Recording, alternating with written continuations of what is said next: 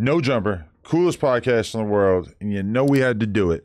We got an official interview coming in with LA's very own 2euceface. How you feeling, man? Good. Thank Hell you. yeah. Hell yeah.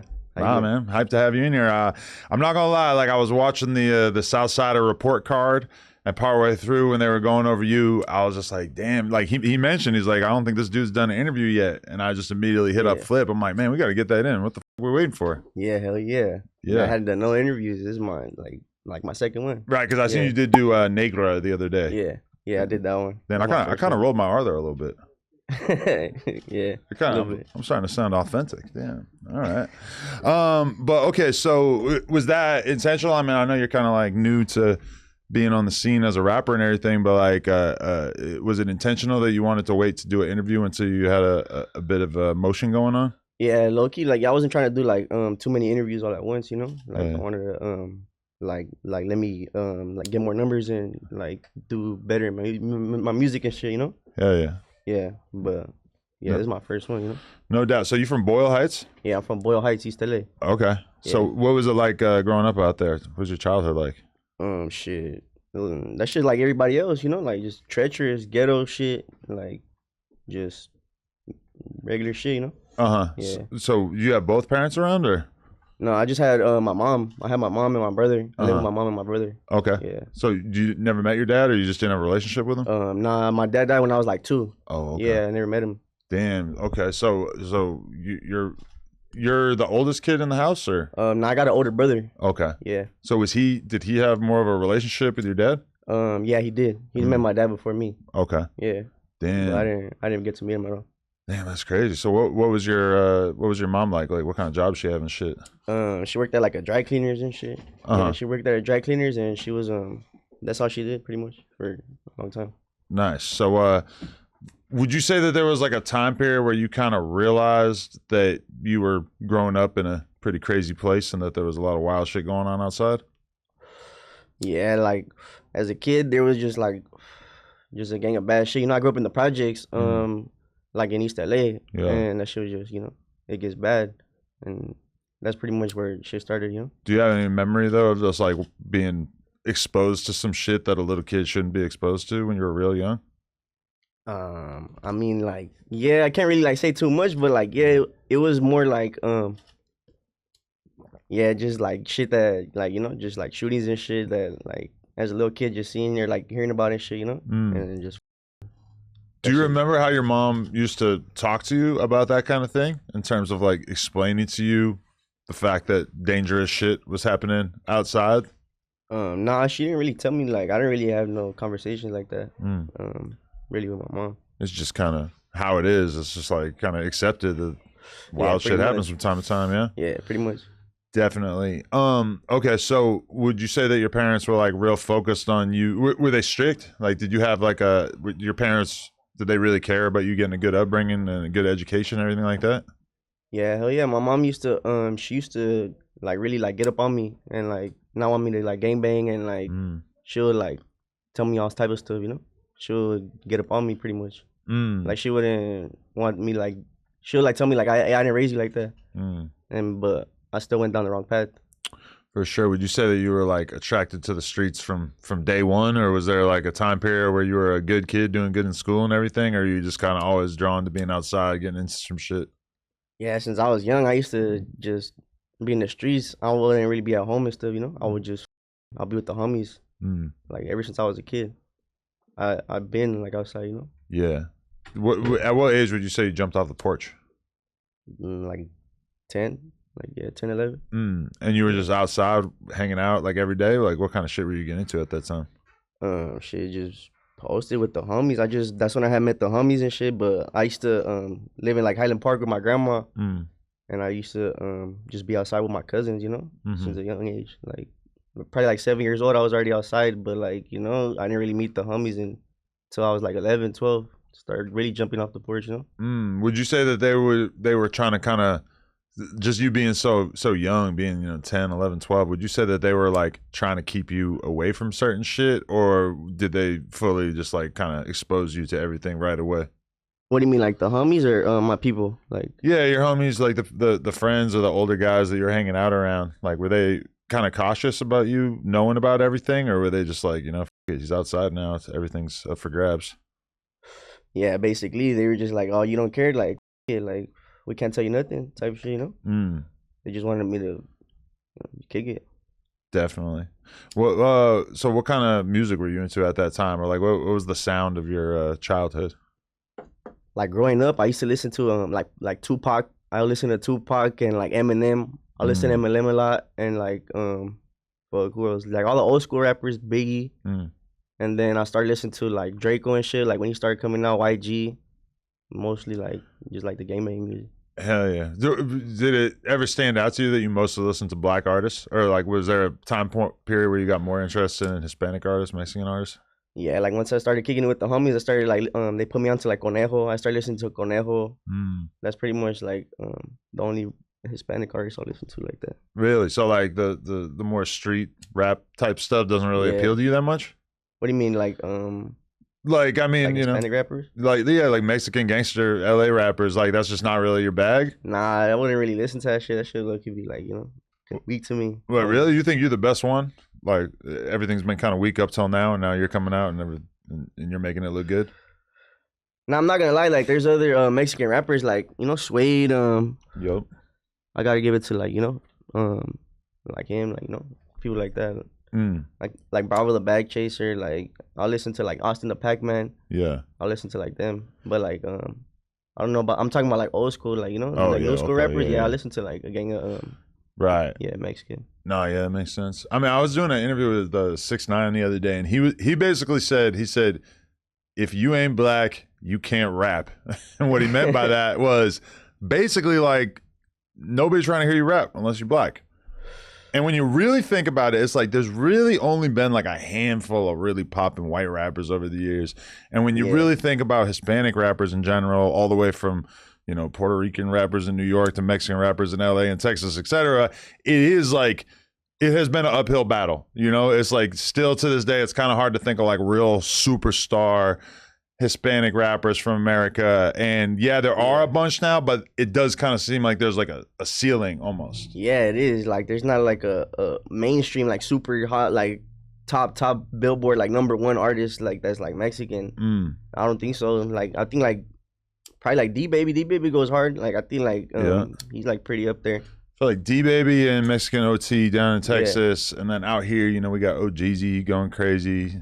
Somebody like well, really Shoreline Mafia in general. Peso's been going pretty crazy lately. Yeah. But did that ever like kind of occur to you, like when you were young, rapping, just like that this was sort of, I don't know, less of a mainstream thing? Yeah, I would think like I used to think about like I can't make it really as a Mexican like all the way up there, like unless I'm like really good, like I would just be thinking like I gotta get myself like better at this. I gotta perfect my craft every day, like to get up there, like because I really don't see nobody. Like I'm really the only one making it out of my city, like out of Boyle Heights. I don't really see nobody else. Right. Yeah, pretty much. Yeah, and I mean, a lot of times, like once one person comes up out of an area, it's easy for other people to kind of emerge from that same place, but like when you haven't seen anybody from your section really be able to achieve success, it's hard for an up and coming kid to imagine it. Yeah, that's really what like I used to think about, like damn, there's really nobody coming out of my section, so I really got to go harder. Definitely. Yeah. So okay, but that's later on, once you started like having some success as a rapper. Like what kind of kid would you say you were during high school? How far into high school did you make it? Probably like 9th grade. Okay. I went to like 2 semesters at like 9th grade, and then I started going to jail, and I went to the halls. Okay, so that was when you first started getting in trouble, or you were getting in trouble all through elementary school and shit as well? I didn't start going to the halls till like 15 years old. Yeah, until like I started like high school. Okay, so at 15, you get arrested for what? I got arrested for like a robbery. Okay. Yeah. What kind of robbery? What happened? Like a gun. I can't really talk too much about that, but like I'm not really trying to talk about like that, but like I started going to the halls and shit, Okay. It was just downhill from there. I just kept on going back. Yeah. Started hitting the county and stuff. Well, I mean that's like a nightmare scenario for a lot of people going to jail. Like for you, was it not that bad? Was it kind of exciting?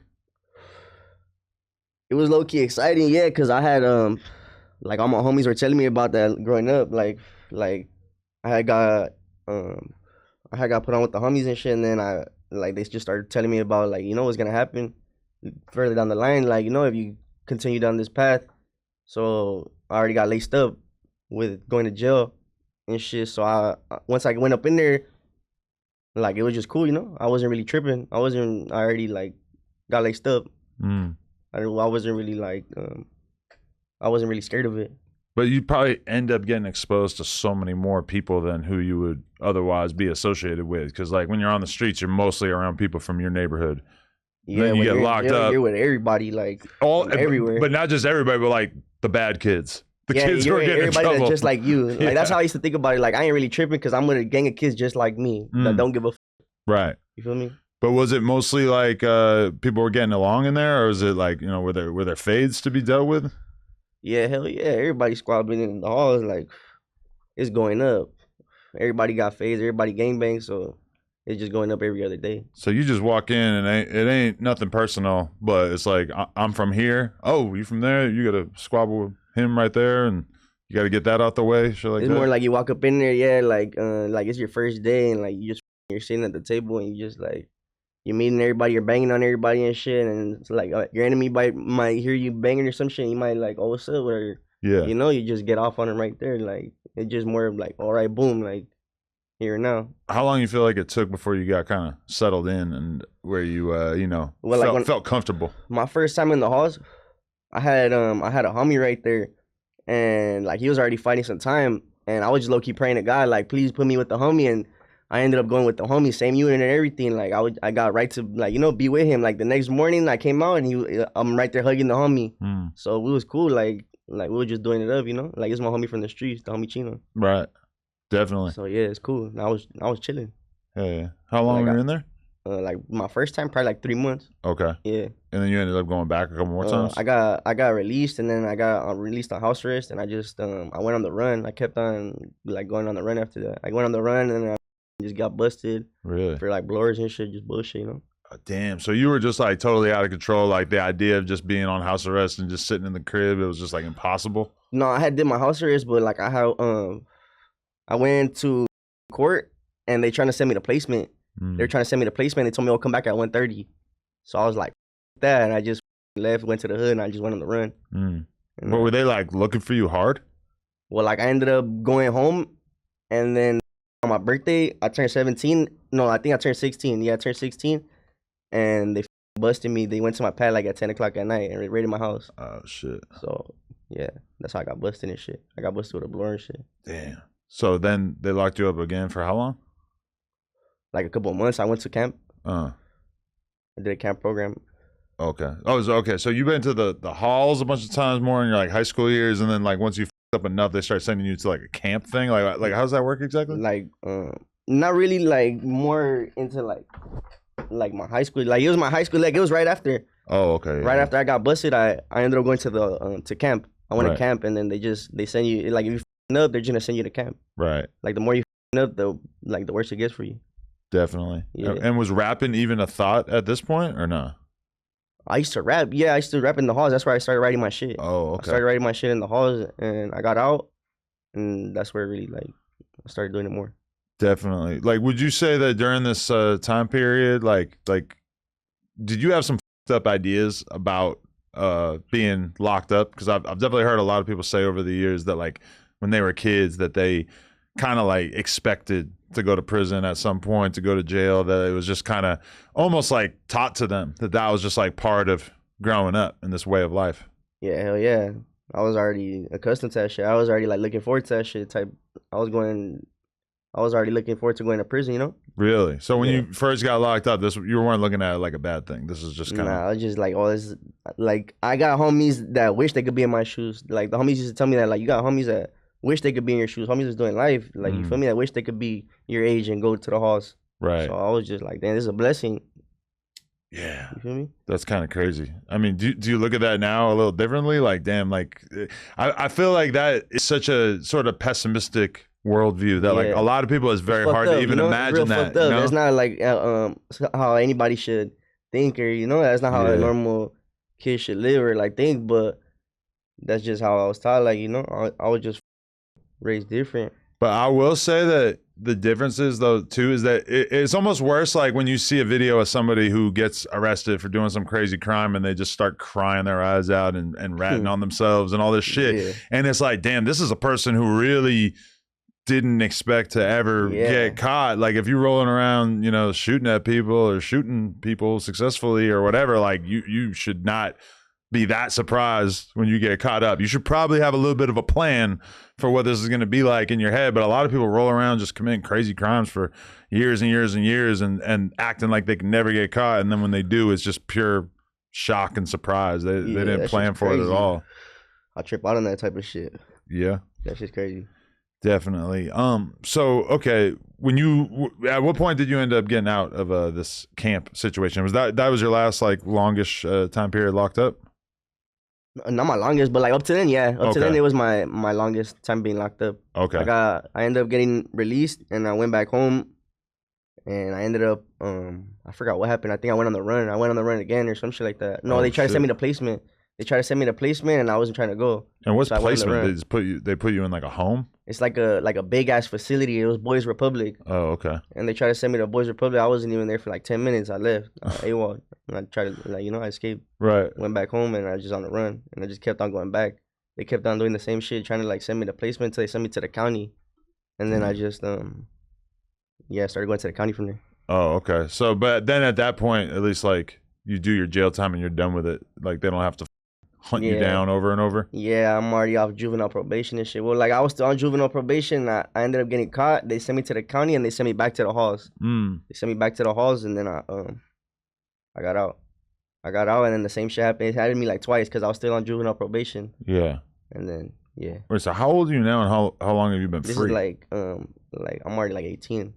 Oh wait, you're 18 right now? Oh no, right now? You talking about right now? Yeah, Right now, I'm 22. Okay, so you're 22. How long? When was the last time you were locked up?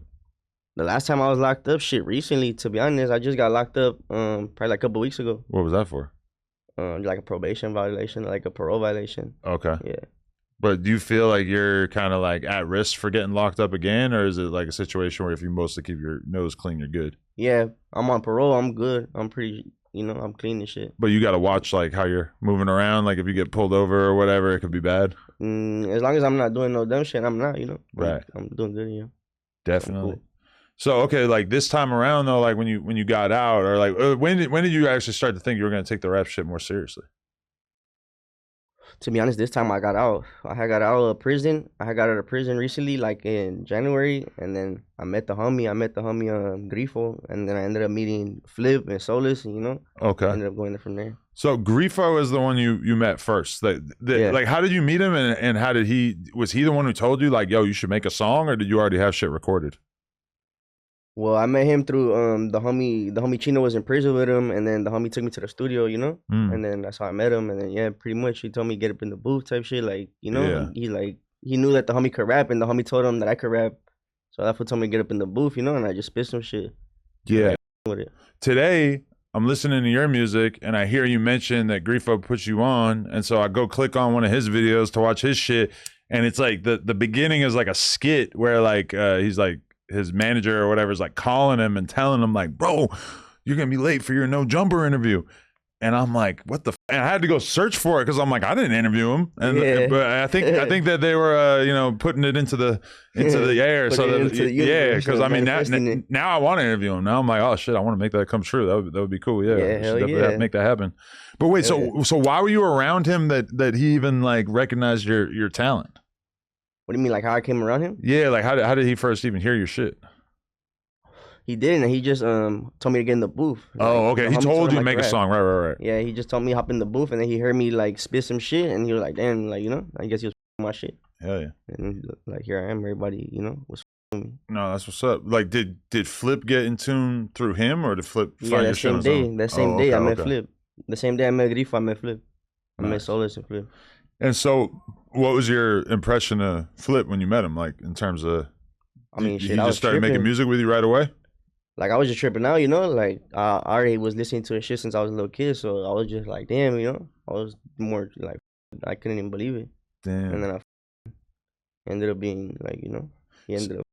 because I saw That's my boy. I seen some people trying to make it into like an OTR versus DJ Flip thing, like as if those are like the two people that you could sign with as a Mexican rapper in particular coming up out of LA. But you're saying that you like basically just got locked in with both of them all at the same time, so it's not like a either or type situation. Like they f with each other and everything. Yeah, basically. Yeah, we all like, you know, partners and shit. Partnership. For sure. What was OTR talking about? How did they convince you that you should want to work with them? I mean, like he just asked me. The homie asked me, like, if I was trying to like get signed and shit. Yeah. The homie Grifo, and I was like, F it. I was like, I'm down. You know, this is my dream. I've been dreaming of rapping since I was a little kid. Nah, so for I was sure. like, hell yeah. Yeah, but like, what do you think that a label is bringing to the table that you need in terms of like making your shit bigger? Like shit, like just putting me out there. You know, the exposure. I wouldn't have the exposure myself. You know, that I would with a label type shit. Right. Or like. Yeah, definitely. Basically. But so what's your relationship with Flip like at this point? Like, are you guys just like in the studio a lot together, or? Yeah, hell yeah. That's my brother right there. That's my boy. He like trust, like he been doing everything for me, you know? He been helping me a lot with this, like with all this rapping shit, you know? I'm always in the studio with him working and shit. He's filming all my videos. Yeah. You know, that's my boy right there. That the closest you ever been to a white person? Type shit. The homie not white. The homie that's you don't look at him like a white person anymore. The homie up there. Nah, yeah, because I came in and you're with Flip and you with Blanco. So it's like, yeah, for sure. So we all looking white as well. I mean, I'm saying, like, you know, it's like two white boys who clearly are, you know, moving a certain way. Yeah, that's my name too. That's my name, like Blanco. That's what you know. Oh, they call you that too? Yeah. That's like, is that really your hood name? I mean, type shit. Nah, not really, but you know, that's just what the homies call me. Okay. Yeah. Where'd 2euceface come from? Just cause I got the deuce on the side of my face, you know, I ended up making that my Instagram name, and then I just went with it, like, you know, as a rap name. Why'd you get the deuce on the side of your face? Is that like the street you live on or some shit, or? Yeah, some shit like that. Yeah, it's like the B, you know. Oh, it's like the second letter of the alphabet. Oh, okay. So you guys rep the 2 as well as the B. Yeah. Oh, okay, that makes sense, for sure. So yeah, like, did you? All right, so I don't want to get too snitchy or anything, but when I'm watching your videos, like in one of them, there's a news clip talking about a burglary ring. And I assume that the assumption of what I'm getting from this is that you at one point got locked up for some burglary shit. I mean, I know you mentioned it earlier, but that sounded like that was more of like a little kid type thing versus like as you got older, like was that one of the things that you got locked up for at a certain point? I mean, like I just got out of prison for for residential burglary. Like I'm not gonna say like, you know, I did anything, you know, allegedly or anything, but I just got released from prison for that, and you know, I just yeah, pretty much. Right, because like, you know, when I'm listening to the music, I'm kind of like, damn, like he sounds like he might have been mud walking through some of my neighbors' houses at some point. Like, you know, it sounded like, you know, up in the hills. Like I'm like, damn, maybe I've been to some of these cribs that he might have paid a visit I was to. doing none of that shit. Acting like Santa Claus. No, I was on none of that shit. Hell nah, fuck that. Nah. But I mean, hey, you were saying you were listening to Draco the Ruler, you know? Yeah. I'm just saying, like, it could. Oh, actually, no, that might not have been an influence for you to do it, but that might have made you want to rap about it and not do it. Yeah, type shit. Yeah, pretty much. Honestly, like, whether you ever did do that or didn't do that, I mean, that seems like probably one of the best crimes to avoid. Like, that just seems like it's hella easy to get caught. You're gonna get crazy time for it. I don't know. Maybe I'm naive, but yeah, shit. I don't know. Yeah, because that song is called 459s and 211s. Yeah. What's that mean? Is that like the police code or something? Yeah. Ah, okay. Yeah. Got it. But did Flip ever have a talk with you at some point? Like, hey, bro, if we're gonna really do business like this, you got to start keeping your nose clean a little bit. You know, you can't be getting into all the same shit. Nah, hell no. I don't fuck around at all. Like, you know, I told myself I wasn't gonna, you know, around or do any, like, you know, I wasn't gonna like do any bad shit, you know, at all. I told God I wasn't gonna fuck up if I could do with this music shit. Like, it wasn't like, but the homies do talk to me and like, you know, tell me to like, you know, stay clean and not fuck up, you know, not go to the hood and, you know, stay up out of bullshit. I mean, what about going to the hood though? Is that like you can go, you just try to be in and out, or is it like you just try to be kind of low key, or you try to just move the right way? I'm just low key, you know, like I'm just not even trying to do, you know, no bullshit. I'm just trying to do this music and just make it off this music. Yeah, fuck the bullshit. But do you feel like if you go back that there's like a good chance the cops are gonna be kind of targeting you and shit like that? Yeah, hell yeah, I'm pretty sure. Nah, yeah, it makes sense. But when you go back though, like I don't know, what's the vibe like? Like, is everybody like real proud of you? Is that a common theme? They're all excited about the fact that you're having all this motion as a rapper and shit? Yeah, the homies be like supporting the fuck out of me. Yeah, they be loving that shit. Hell yeah. Hell yeah. They f me and shit. They like, hell yeah. They be encouraging me and shit. Definitely. Yeah. So you saying one of the songs that your bro told you should have been rapping, was that about Grifo or was that about somebody else? Nah, that's like the homies. The homies used to tell me like, oh, you should, like, the homies been telling me to rap. Like, they been telling me since I was just, like, kid. Like, since I was in the halls, like, I used to spit some shit to the homies and they'll, like, record me and they'll be like, hey, fool, you should be, like, you should have been rapping. Like, so I just put it in my song. Nah, definitely. All right, we had a couple different, like, incidents where different Hispanic rappers that have been coming up out of LA or Southern California have kind of, like, ended up in weird situations because either them or their homies have said like anti-black shit, and it's kind of been like almost sort of surprising to see how much that seems like it kind of affects the motion that somebody has in their career or whatever. Is that something that like would you have thought of that, or is that like something that was that something that you were used to hearing as a kid, or is that like kind of foreign to you? What do you mean? Like like them, like what do you mean? Well, okay, so Drex had the situation where he was on live and you hear one of his homies say the N-word in the background. And Nah, I don't be saying none of that in my music. Like I don't say the N-word in my music at all. Like right. I try not to, like, I don't have that in my vocabulary, you know? Really? You just like grew up not saying it or anything, or did you have to kind of pull back and stop at a certain point? Yeah, basically. Really? What's your mentality on that? You just don't think it's cool, or you just I'm just like, you know, I'm not that raised, you know. I'm not gonna be saying it, you know. Oh, okay. Because are we talking about the hard R right now? Because I feel like nah, like I'm just not gonna say it, like, you know. You don't say it either way. Yeah, like you know, I'm not trying to do all that. Nah, like basically I'm not doing all that.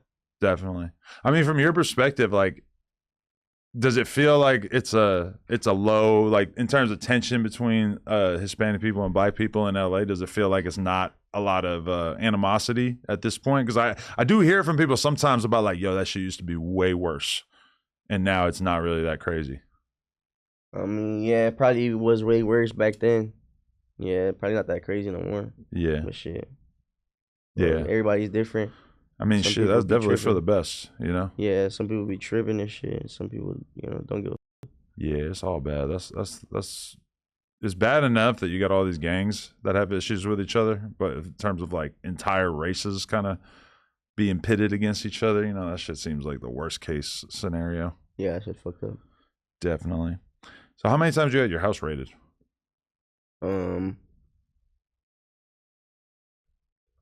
2? No, 3. Really? Yeah. Were these situations like that's how they arrested you? Like they raided the house because you were on the run and that's how they found you? Yeah. Well, twice. Yeah, twice. Yeah. My pad's been raided. Yeah, just because they're looking for me and shit, and they come to my pad and do the most, you know? Really? Damn. Yeah. So they just rip the whole shit up, or like they go through everything? Or they're just looking for a person so they don't go through everything? Yeah, they were just looking for me to be... Well, the first time they did flip the out of my house, yeah. The first time they flipped my room and shit. And then, yeah, the second time, they just went up in there. Oh, no, I think they did. Yeah, they did flip the room too. Yeah, they just tear shit up. Yeah, that's crazy. It's because I be like, you know, my family tells me, like, when I'm in jail and shit, I'm already in jail. I'm not knowing what happened, you know? Yeah. Until I get out and I talk to them and shit. Yeah, they tell me what happened. 100%. You just smoke weed, or you got any other drugs or alcohol that you're a fan of? I'm just smoking weed. I don't drink none of that shit. Really? You don't even drink at all? Nah, hell no. That's impressive. Do you like what's your attitude on girls at this point? You got like a down girl, or are you just playing the field? I mean, shit, yeah. Like I got a down one, you know? Okay. Yeah. Does that ever get tough with all the rap clout coming in?